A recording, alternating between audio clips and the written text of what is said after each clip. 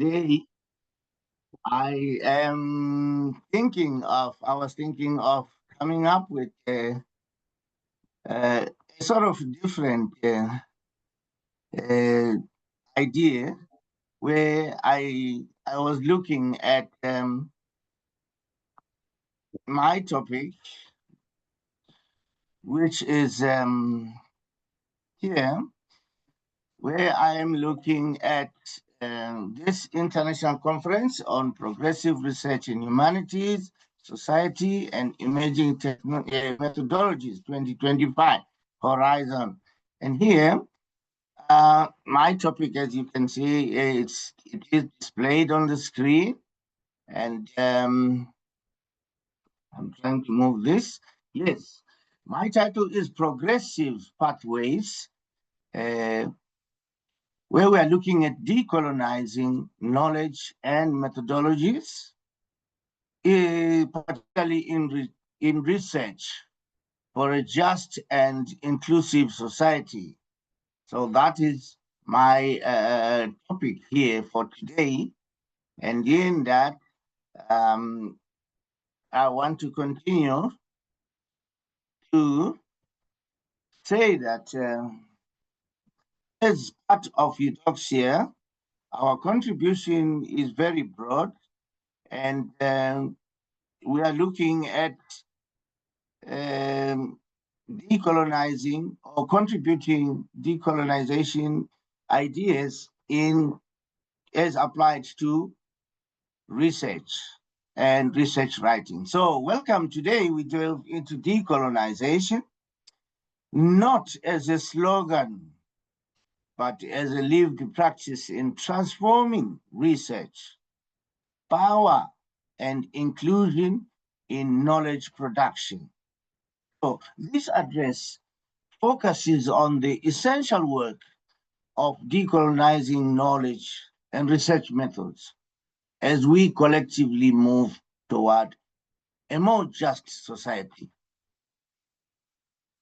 Thereafter, I'm just showing you that this is nothing new in terms of this academic discussion. As you can see from these excerpts of these pictures, that it is an old story, but perhaps that needs reinforcement and awareness, and hence my wish. So the overview here, we will unpack the concept, reflect on colonial footprints in academia, and explore transformative alternatives in research. So, what does it mean to decolonize knowledge? Historical roots and colonial legacies. Yes, some of us might be aware, perhaps the new or the younger researchers could benefit from this discussion where we are even looking at historical roots and colonial legacies and what are the emerging methodologies for justice. Having said that, so what does decolonization mean? In research, decolonization refers to the process of challenging and dismantling colonial structures, values, and assumptions that shape knowledge production.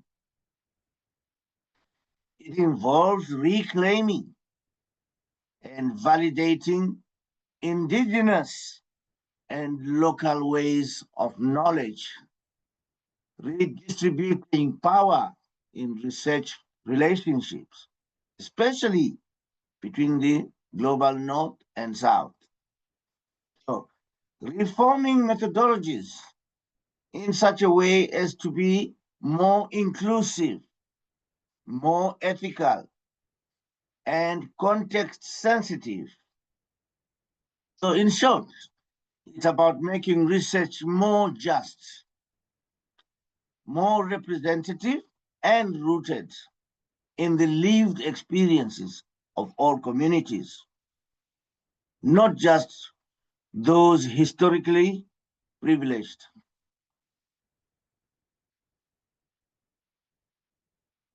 So, if we are to move on and look at colonial legacies, we will notice that much of what we study was built through a colonial lens. This legacy continues to influence what is deemed valid or scientific, and it can also be seen that some of the foundations of curricula will be non-indigenous, in other words, Eurocentric, and this results in imposed theories and models on local or so-called marginalized communities. So there is a systemic erasure, or there was a systemic erasure of indigenous knowledge systems.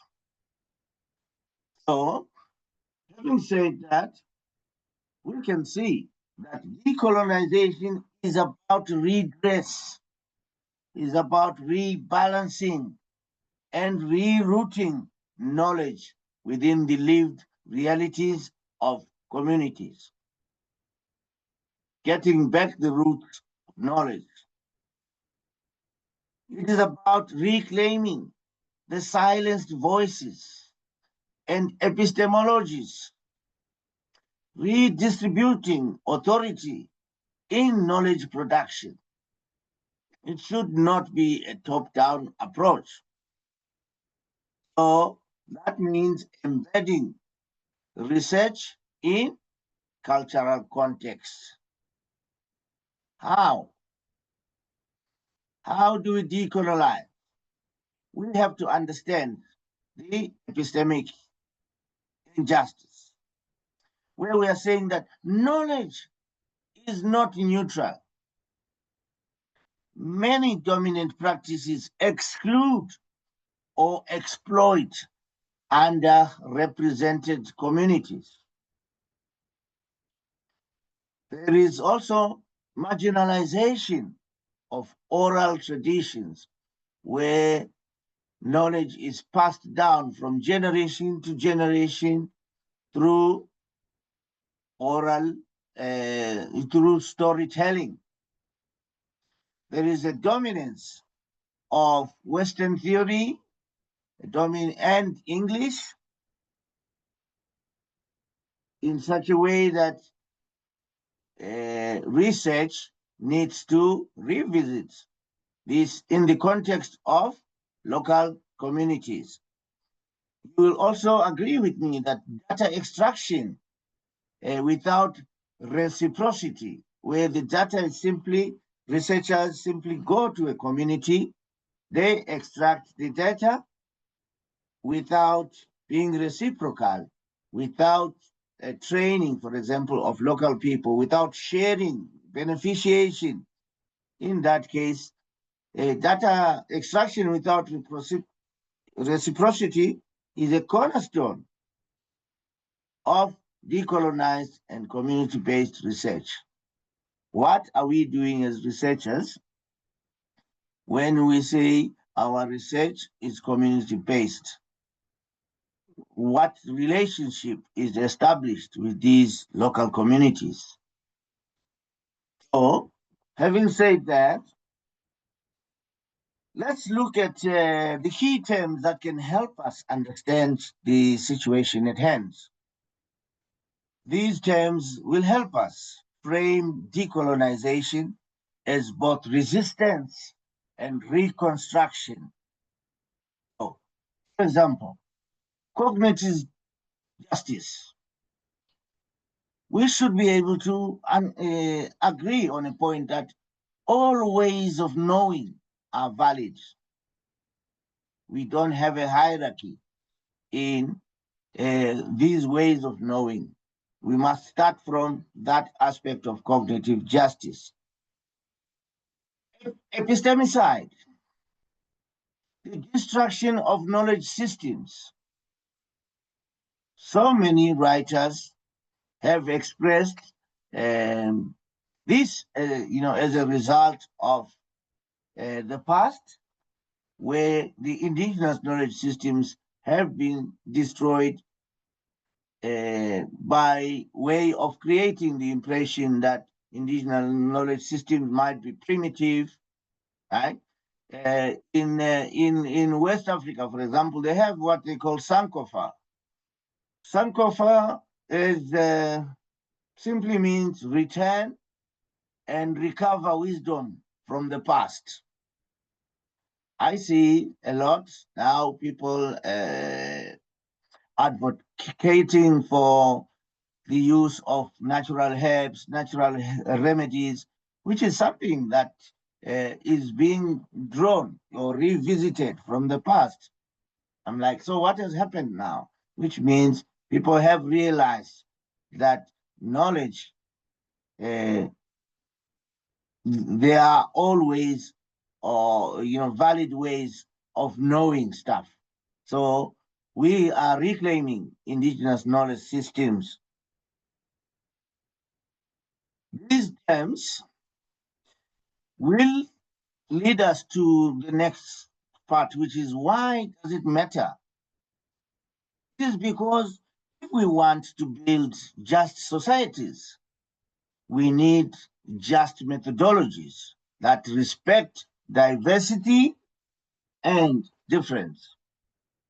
So knowledge shapes policies, knowledge shapes identity, and knowledge shapes education. So we must be inclusive in the sense that inclusivity in research will drive justice, because then we don't have participants or subjects, but we have partners in research.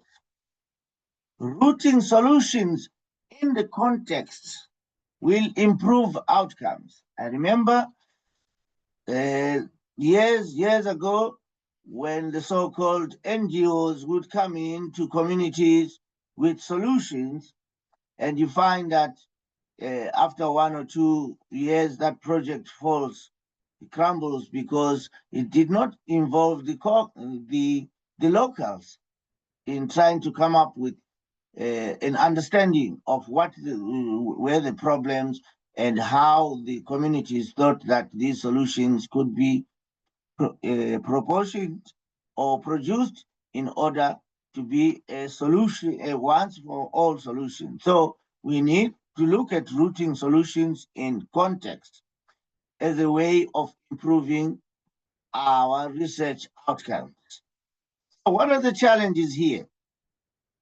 We must rethink how research is designed. How is it conducted and approved, especially in post-colonial settings? How are we doing this? We've seen helicopter research by global North scholars. What do we mean by helicopter research?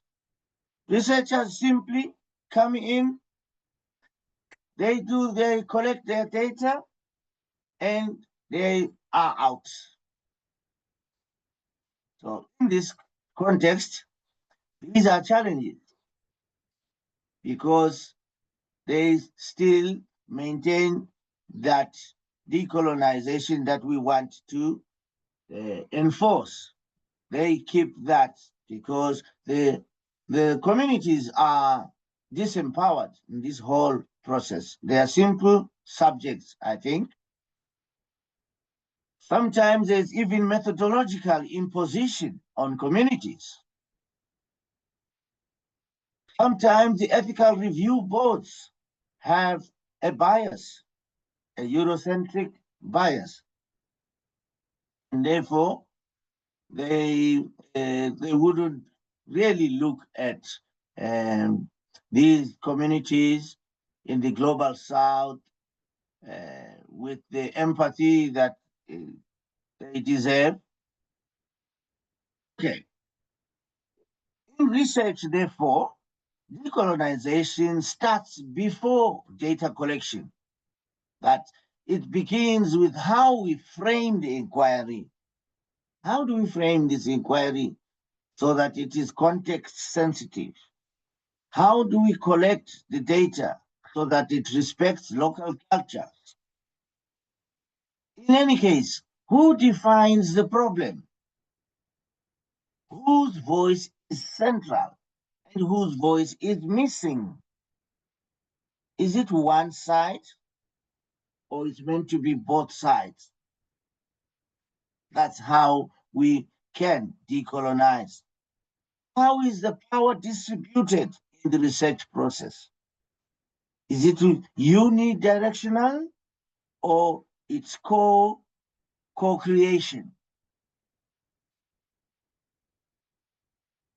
Is it unidirectional or it's co-creation? In terms of methodology, methods should reflect the worldview of the participants, not impose an outside lens. So it must be about the participants. Let's embrace community-led research. Let's validate oral, experiential, and land-based methods, as these will improve on inclusivity. Use languages and metaphors rooted in culture, in local culture, if I may emphasize. These aspects would then mean that indigenous methodologies are relational. There is a relationship. There is a respectful relationship and reciprocal, grounded in community and continuity. There is also relational accountability here and holistic knowledge systems where we are using storytelling as a scholarly method, because storytelling may fall into the broad categories of social science, or rather of qualitative research design, where you find that the lived experiences can be shared in a way of storytelling. All the researchers need to do is to tweak it so that it is used as a scholarly method of research or data collection. For example, across Africa, there is growing work to reclaim and reframe academic knowledge for African realities. If you can look at the citations, for example, the references, you will notice that there is a growing movement where the references are mainly context-led, context-sensitive. We have Afrocentric paradigms that help shape how research is done. The concept of Ubuntu, for example, which spans down sub-Saharan Africa, Ubuntu in this case, which is about negritude. And in universities, we see decolonial movements in universities. Please be aware that this discussion is not centered on Africa. It's centered on your locality, your local area. This should be applicable, where there are decolonial movements in academic institutions. How far is your academic institutions, how far has it gone in decolonial movements? There is emphasis on land, on language, and collective identity. And that, in a way, is very, very important in decolonizing research and research writing. So, how do we make this participatory? How do we involve all those that we purport to be representing? Participatory and community-based approaches. Here, I want to suggest that the following approaches will empower communities, not as subjects, but as partners, something that is very, very important if we are to improve on our research outcomes. So, one, in collaborative research design, why not look at collaboration, which is the theme of this conference, but looking at any research projects that want to improve on inclusivity, that will look at the preliminary stages where there is that collaborative research design, where you involve the local communities in finding out their problems and discussing, agreeing on how to go about in solving these problems through research. That means that there's going to be knowledge co-production. That means that reciprocity can be seen. It's a beneficiation. It's on both sides, the community as well as the researchers. So in the accrued benefits, then these can be shared with local stakeholders. Benefit sharing with local stakeholders will empower these communities. So let's not just visit extractive or extract data and we leave. Let there be beneficiation or benefit sharing with the local stakeholders for better outcomes. In terms of language, we know that language is power.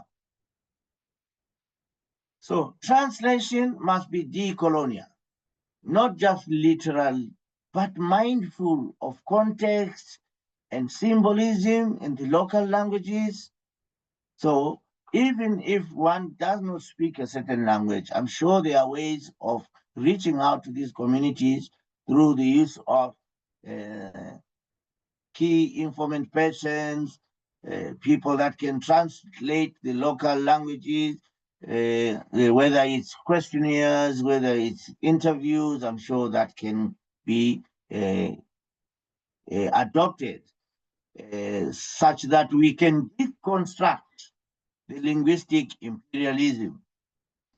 Let us try and involve research in local languages, so that we get more insights and we're able to interpret the cultural meanings, not just the words, but what does it mean for someone to say, when do I say namaste? It's no longer just namaste, but it is the cultural meaning. So this can only improve the outcomes, the research outcomes in our endeavors. So let's reimagine the citations.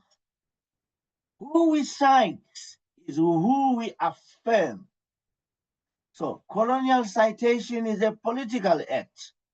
I remember looking at one of these very big, voluminous research texts by one of these, I forget the name of the Indian researcher and writer. And in my discussion group, not many people knew about this researcher. But when they saw the book that I was referring to, everybody was like, oh, he's very good. He explains research very well, section by section. So that just goes to show who we cite is who we affirm as an authority in our research domain. So decolonial citation is a political aid. Cite Global South. Cite non-traditional sources. I've seen that in some papers that they really try to use or cite local producers, local contributors of this knowledge. That means you will be decentering the Eurocentric canon, so where we include lived, ancestral, and intergenerational knowledge. It's no longer primitive. It is a wealth. It is wealth, a wealth of knowledge here when it is ancestral from the past, where it is also intergenerational. That means our insights, the research insights here, will be very, very down to the ground. So even in the digital realm, colonization persists through, for example, who owns codes and who controls the knowledge systems. Let us just be aware of that. I think we have always been talking about bias in AI algorithm, etc. So you find that there are elements of data colonialism and algorithmic bias. Data colonialism is when we are always referring to outside data instead of using our own data within our local context, so that it is more fitting, it is more meaningful. You will also agree that there's Western ownership of digital platforms. Not that there's anything wrong, but it is the awareness that helps minimize these biases and use these to the benefit of local communities and uplifting our own local research. There are also risks in AI-powered research tools, which I think the previous speaker alluded to here. So even in this digital realm, let us be aware that there are things that we must be aware of so as to minimize their effects on our production of indigenous knowledge systems, carrying out research within our local context in a decolonized manner. So institutionally, institutions must move beyond this performative decolonization to policy, to structure, and curriculum change. It's not about window dressing, but it is about implementation of policies, putting in place structures and change of curriculum to suit the local and uplift the indigenous, underrepresented at times, not always, communities. Let's reform. They can, reform ethics boards and reform funding criteria to say that funding will be available for those that are looking at solving local problems, etc., etc. Let the institutions decolonize hiring, publishing. I know of some places where I've heard that lecturers can only come from a certain part of the world. That is defeating. It's self-defeating if we are to decolonize tenure systems as well. So it's decolonizing hiring, even publishing. I'm happy the Research Beacon, I think, has come up very, very strongly to say that let's represent the underrepresented. Let's give them an avenue to share with the world. So that is very, very good to see. Integration of local epistemologies in policy would go a long way in empowering this institutional transformation. So the future is plural. That means let's look at the future, say we have more people coming in, where we are building a future where knowledge is co-owned, where knowledge is co-created and co-liberated. Knowledge must be many-voiced, different perspectives, inclusivity at play. Decolonization is ongoing. It's not an end point. Ethical, inclusive research benefits all. Inclusive research will benefit all. Now, I want to ask you, what does decolonization mean in your context? Let's walk this path together. Thank you for your time. I welcome your insights, your questions, your reactions, and stories as we reflect on this shared journey. Thank you very much. Thank you once again for your attention.